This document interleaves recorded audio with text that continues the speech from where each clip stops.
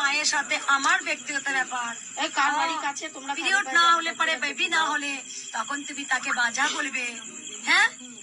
আর মায়েদের পিরিয়ড হলেই দোষ? পিরিয়ডটা হয়েছে বলি আমি পৃথিবী আলো দেখেছি, তুমি আলো দেখেছো, বাবা আলো দেখেছো, সবাই মায়ের গর্ভে থেকে আমরা হয়েছি, কন্যার মতো গান থেকে হয়নি আমরা। তাই পিরিয়ডটা একটা ফুল। কয়দিন আগে একটা কামাখ্যা মায়ের একটা সুন্দর আমি একটা ভিডিও দেখলাম, কি সুন্দর এক নারী পিরিয়ড অবস্থায় এসেছে, কাপড় ভেসে যাচ্ছে, তখন কামরূপ কামাখ্যা মায়ের ছত্রে এসেছে, তখন ওখানে যে এক সেবিকা আছেন, সরে যাও সরে যাও সরে যাও সরে যাও, তুমি অছুত, সরে যাও এখান থেকে সরে যাও। তখন কামরূপ কামাখ্যা মা, মা তো সে একই, যেই কামরূপ কামাখ্যা, যেই তারাপীঠের মা, সেই ভবতারিণী মা, মা তো একই। তখন বলছে যে আমার যে পেটে এত যন্ত্রণা হচ্ছে, আমার যে পিরিয়ডে কাপড় ভেসে যাচ্ছে, দেখো তো তোমার মা ঠিক আছে কিনা, যন্ত্রণায় ছটফট করছে কিনা। তাই একটা নারীকে অবহেলা নয়, তাকে